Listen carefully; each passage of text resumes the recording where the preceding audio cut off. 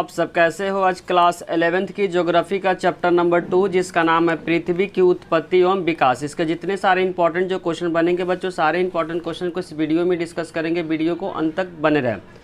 पहला जो इंपॉर्टेंट जो क्वेश्चन है बच्चों, जिसमें लिखा हुआ पृथ्वी की उत्पत्ति से संबंधित जो आरंभिक जो सिद्धांत है उस सिद्धांत के बारे में इस क्वेश्चन में पूछा जा रहा है। आंसर को क्या करना बच्चों, आपको बारीकी से समझना है। क्वेश्चन में लिखा हुआ पृथ्वी की उत्पत्ति से जो भी संबंधित जो आरंभिक जो सिद्धांत है इस सिद्धांत के बारे में इस क्वेश्चन में पूछा जा रहा है। आंसर को बारीकी से समझना है। पृथ्वी के उत्पत्ति के संदर्भ में अनेक वैज्ञानिकों ने अपने क्या किए, परिकल्पनाएं प्रस्तुत की। बोलना चाह रहा है पृथ्वी के उत्पत्ति के संदर्भ में बहुत ऐसे जो वैज्ञानिक है अपने क्या किए, विचारों को प्रकट किए। वही बोलना चाह रहा है पृथ्वी की उत्पत्ति के संदर्भ में अनेक वैज्ञानिकों ने अपने परिकल्पनाएं प्रस्तुत की। अपने परिकल्पनाएं का मतलब वो जो भी विचार है उस विचार को क्या किए, प्रस्तुत किए। इनमें से सबसे पहले एक देने वाले जो थे बच्चों पृथ्वी का आरंभिक सिद्धांत, इनका नाम है जर्मन दार्शनिक जिनका नाम है इमैनुअल कांट ने दिया था। एमसीक्यू के लिए बहुत इंपॉर्टेंट है बच्चों, बहुत ज़्यादा इंपॉर्टेंट है।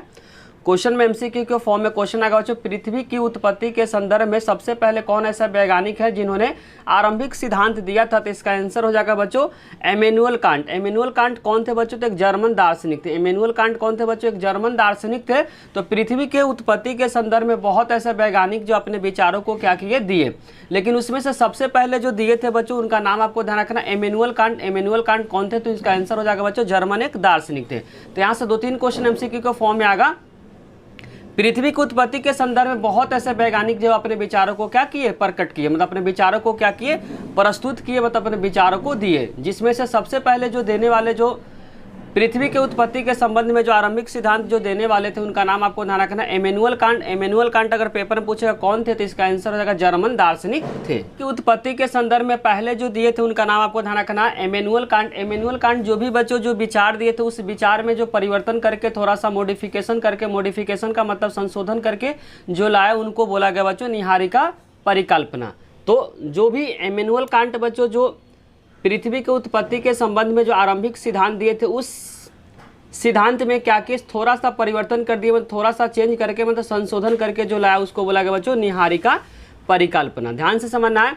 1976 में जो गणितज्ञ थे बच्चों, लैप्लेस इनका नाम है। गणितज्ञ जो 1976 में गणितज्ञ इनका नाम है लैप्लेस ने इसका क्या किया, संशोधन किया। जो भी बच्चों पृथ्वी की उत्पत्ति के संदर्भ में जो इमैनुअल कांट क्या कहते थे, जो भी विचार को दिए थे उस विचार में 1976 में गणितज्ञ थे जिनका नाम आपको ध्यान, लैप्लेस ने इसका क्या कर दिया, संशोधन कर दिया। संशोधन का मतलब थोड़ा सा उसमें क्या कर दिया, बदलाव कर दिया।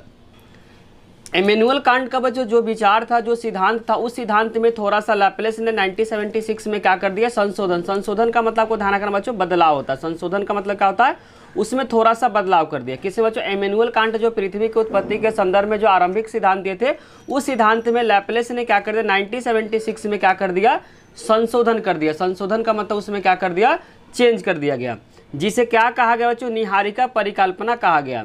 जो इमैनुअल कांट बच्चों जो पृथ्वी की उत्पत्ति के संदर्भ में जो भी सिद्धांत दिए थे उस सिद्धांत में 1976 में जो गणितज्ञ लैप्लेस ने क्या कर दिया, उसमें संशोधन कर दिया। संशोधन उसे थोड़ा सा क्या कर दिया, बदलाव कर दिया, जिसको बोला गया बच्चों निहारिका परिकल्पना कहा गया। पर अगर क्वेश्चन आता बच्चों निहारिका परिकल्पना क्या था, तो आपको ध्यान से समझना है।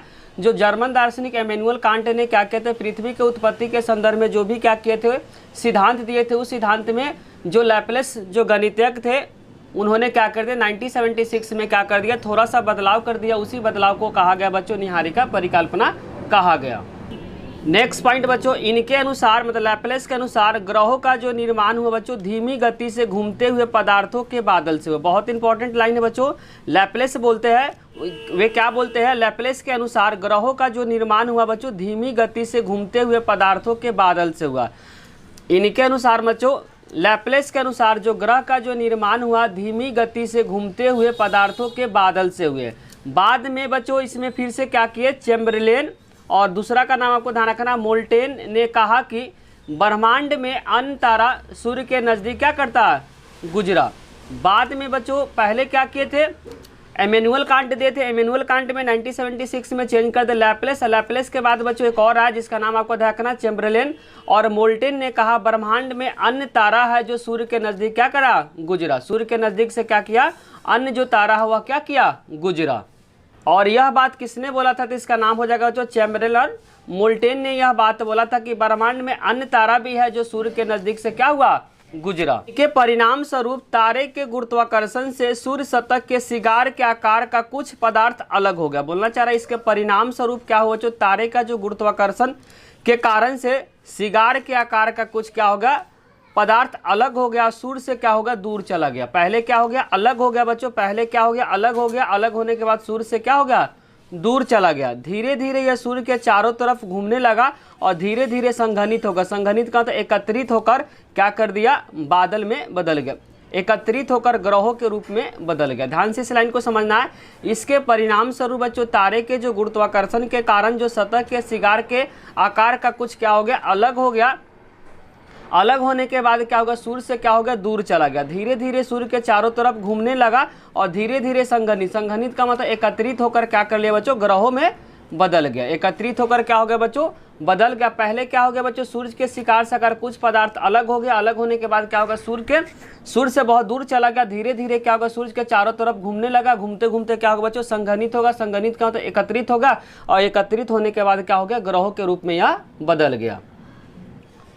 क्वेश्चन नंबर 2 में बच्चों गिवन है पृथ्वी की उत्पत्ति से संबंधित क्या है, आधुनिक सिद्धांत के बारे में इस क्वेश्चन में बताना। पहले क्या था बच्चों, प्रारंभिक सिद्धांत है, लेकिन अभी क्या, पृथ्वी की उत्पत्ति से संबंधित क्या, आधुनिक सिद्धांत के बारे में इस क्वेश्चन में क्या करना, पढ़ना। आंसर को क्या करना बच्चों, बारीकी से समझना है, क्योंकि क्वेश्चन बहुत इंपॉर्टेंट है पेपर के पॉइंट ऑफ व्यू से। आधुनिक सिद्धांत में सार्वमान, सार मतलब सभी को मानना बच्चों, सभी सिद्धांत को क्या करते हैं, मानते हैं। आधुनिक समय में बच्चों सर्वमान, सर्वमान का मतलब सभी जो लोग हैं बच्चों इस सिद्धांत को क्या करते हैं, मानते हैं, जिसको बोला गया बच्चों बिग बैंग सिद्धांत। बोलना चाहिए आधुनिक समय में सर्वमान मतलब सभी लोग इसको मानते हैं बच्चों, बिग बैंग सिद्धांत को।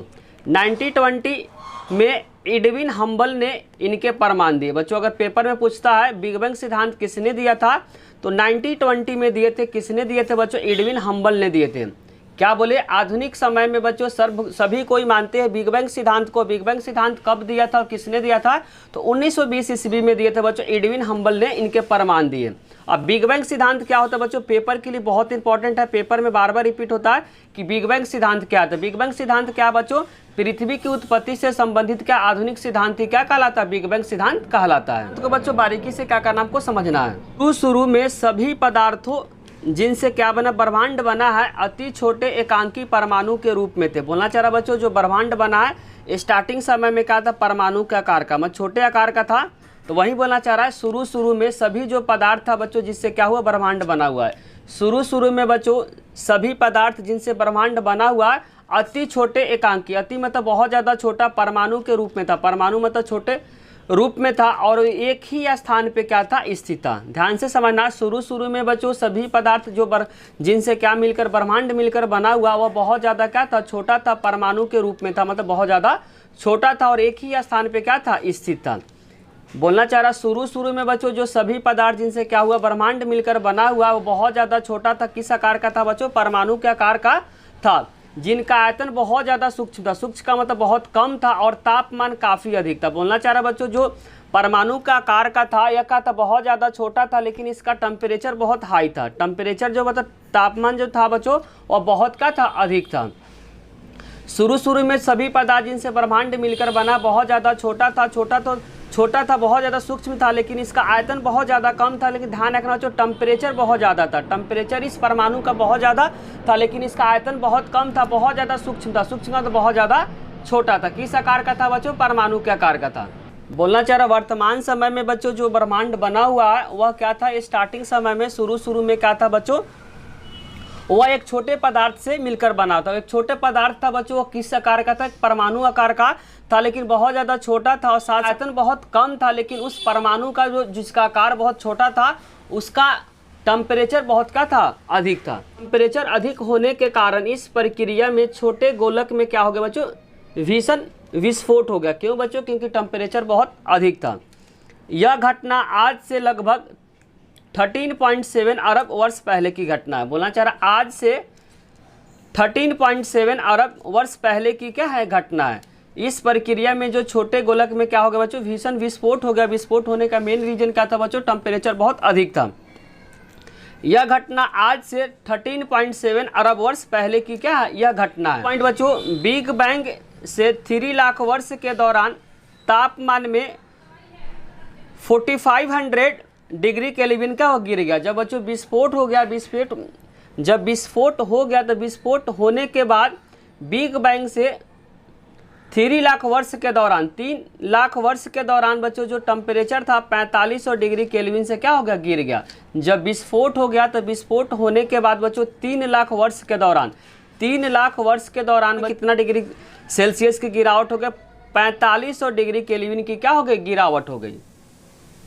क्वेश्चन नंबर 3 में बच्चों गिवन है तारों का निर्माण पढ़ना। क्वेश्चन नंबर 3 में पढ़ना बच्चों, तारों का निर्माण किस तरीके से हुआ, इसके बारे में क्या करना है, पढ़ना है। आकाशगंगा बहुत सारे तारों का क्या है बच्चों, समूह। अगर एमसीक्यू के फॉर्म में आ गया बच्चों आकाशगंगा होता क्या है, तो बहुत सारे तारों का जो समूह होता है जिसको क्या बोलते हैं, आकाशगंगा बोलते हैं। अगर एमसीक्यू के फॉर्म में पूछता क्वेश्चन कि आकाशगंगा किसे कहते हैं, तो ध्यान से समझना है, बहुत सारे तारों का जो समूह है उसी समूह को बोला जाता है बच्चों आकाशगंगा। आकाशगंगा के निर्माण की जो शुरुआत हुआ था बच्चों हाइड्रोजन गैस के विशाल बादल से हुआ। आकाशगंगा जिसको बोलते हैं बहुत सारे तारों का जो समूह है उसी को बोला जाता है आकाशगंगा। आकाशगंगा का जो निर्माण हुआ था बच्चों शुरू में हाइड्रोजन गैस के विशाल बादल से हुआ। शुरू में बच्चों जो आकाशगंगा का जो निर्माण हुआ हाइड्रोजन गैस के विशाल क्या हुआ, बादल से हुआ। हाइड्रोजन गैस के विशाल बादल से हुआ। इस गैस के बादल को निहारिका कहा जाता है। इस गैस के बादल को क्या कहा जाता है बच्चों, निहारिका कहा जाता है। तो आकाशगंगा अगर पेपर में पूछता है तो बहुत सारे तारों का जो समूह होता है उसको बोला जाता है आकाशगंगा। आकाशगंगा का जो निर्माण हुआ बच्चों हाइड्रोजन गैस के विशाल बादल से हुआ और इस गैस के बादल को क्या कहा जाता है बच्चों, निहारिका कहा जाता है। जो धीरे धीरे इसी निहारिका से गैस के झुंड क्या हो गए, विकसित हो गए। धीरे धीरे बच्चों इस निहारिका से गैस के झुंड क्या हो गए, विकसित हुए और झुंड क्या हो गए, बढ़ते बढ़ते घने गैसीय पिंड बने जिनसे तारों का क्या हो गया, निर्माण शुरू हो गया। बढ़ते बढ़ते बच्चों जो घने गैसीय पिंड बने जिनसे क्या हो गया, तारों का निर्माण शुरू हुआ। ऐसा माना जाता है कि तारों का निर्माण जो हुआ बच्चों लगभग 5 से 6 लाख अरब वर्ष पहले हुआ। ऐसा माना जाता है कि बच्चों जो तारों का जो निर्माण हुआ है लगभग 5 से 6 अरब वर्ष पहले तारों का निर्माण हुआ था। क्वेश्चन नंबर 4 में बच्चों गिवन है सौर मंडल के बारे में क्या करना है, पढ़ना है। तो हमारे सौर मंडल में कितने ग्रह बच्चों, 8 ग्रह। हमारे सौर मंडल में अगर पेपर में पूछता कि हमारे सौर मंडल में कितने ग्रह है तो इसका आंसर हो जाएगा बच्चों 8 ग्रह है। और निहारिका को सौर मंडल का जनक कहा जाता है। एमसीक्यू के फॉर्म में आएगा बच्चों सौर मंडल का जनक किसे कहा जाता है, तो इसका आंसर हो जाएगा बच्चों निहारिका को सौर मंडल का जनक कहा जाता है। तो हमारे सौर मंडल में कितने ग्रह है बच्चों, 8 ग्रह है और निहारिका को सौर मंडल का जनक कहा जाता है। हमारे सौर मंडल में क्या है बच्चों, सूर्य है, उसके साथ 8 ग्रह है और 63 क्या बच्चों, उपग्रह है और लाखों छोटे छोटे क्या है, पिंड है। पॉइंट को बच्चों ध्यान से सुनना है। हमारे सौर मंडल में बच्चों सूर्य है, 8 ग्रह है और 63 क्या उपग्रह है, लाखों क्या है, छोटे छोटे पिंड है। बड़ी मात्रा में बच्चों सौरमंडल में क्या है, गैस है, साथ साथ क्या धूलकण क्या है, शामिल है। किसके अंदर बच्चों, सौरमंडल के अंदर। बोलना चाह रहा है कि सौरमंडल के अंदर बड़ी मात्रा में गैस है और क्या क्या है, धूलकण इसके अंदर क्या है, शामिल है। किसके अंदर बच्चों, सौरमंडल के अंदर। नेक्स्ट पॉइंट बच्चों, इन 8 ग्रहों में बुध हो गया बच्चों, शुक्र हो गया, पृथ्वी हो गया और मंगल जो है बच्चों वह क्या कहलाता है, भीतरी ग्रह कहलाता है। भीतरी का मतलब बच्चों जो सूर्योदय है, जो सूर्य के क्या है, बहुत ज़्यादा करीब है, इसीलिए इसको बोला गया बच्चों भीतरी ग्रह। भीतरी ग्रह का एक और नाम से जानते हैं बच्चों, इन्हें बोलते हैं पार्थिव ग्रह भी कहा जाता है। तो ध्यान से इस लाइन को समझना। 8 ग्रह में बच्चों जो सूर्य के जो नज़दीक है, जैसे कि बुध हो गया, शुक्र हो गया, पृथ्वी और जो मंगल ग्रह वह किसको बोलते हैं बच्चों, भीतरी ग्रह। भीतरी ग्रह का एक और नाम बच्चों, इन्हें पार्थिव ग्रह कहा जाता है। भीतरी ग्रह इसलिए कहा जाता है बच्चों कि सूर्योदय के जो सूर्य है उसके बहुत ज़्यादा पास है। तो पूछेगा कि भीतरी ग्रह किसे किसे कहा जाता है, तो इसका आंसर हो जाएगा जो बुध ग्रह हो गया, शुक्र ग्रह, पृथ्वी ग्रह, मंगल ग्रह को भीतरी ग्रह कहा जाता है। भीतरी ग्रह का एक और ग्रह के नाम से जानते हैं बच्चों, पार्थिव ग्रह के नाम से जानते हैं। और जो 4 जो बाहर का जो ग्रह है इन्हें क्या कहा जाता है बच्चों, जोबियन ग्रह कहा जाता है। जो अंदर का जो भीतरी जो ग्रह है बच्चों उसको बोला गया पार्थिव ग्रह। और जो बाहर वाला 4 है बच्चों, टोटल कितना 8 है, तो 4 तो अंदर का हो गया, अंदर वाले को बोला गया बच्चों भीतरी ग्रह या पार्थिव ग्रह बोला गया। और जो बाहर वाला है उसको बोला गया बच्चों जोबियन ग्रह कहा गया। जो बाहर वाला जो ग्रह है उसको जोबियन ग्रह बोला, अंदर वाला मतलब जो भीतर वाला जो ग्रह है उसको बोला गया बच्चों पार्थिव ग्रह कहलाता है। तो अगर भीतरी ग्रह का नाम पूछेगा तो नाम हो जाएगा बच्चों बुध ग्रह, शुक्र ग्रह, पृथ्वी ग्रह, साथ साथ मंगल ग्रह को भीतरी ग्रह का एक और नाम से जानते हैं पार्थिव ग्रह। और 4 जो बाहर का ग्रह है, बाहर का ग्रह को बोला जाता है बच्चों जोबेलियन ग्रह। कौन सा ग्रह बाहरी ग्रह को कौन सा ग्रह बोला जाता है बच्चों? तो इसका आंसर हो जाएगा जोबेलियन ग्रह को बाहरी ग्रह कहा जाता है। नोट करके बच्चों, बहुत इंपॉर्टेंट लाइन है, अभी तक जो प्लूटो है एक ग्रह के रूप में माना जाता है, लेकिन अंतर्राष्ट्रीय संगठन बच्चों 2000 अगस्त 2006 में जो खगोलीय संगठन की अपनी जो बैठक में जो निर्णय लिया कि प्लूटो क्या हो गया, बौना ग्रह। बौना ग्रह का मतलब ड्वार्फ प्लैनेट उसको माना गया। कब बच्चों? अगस्त 2006 में।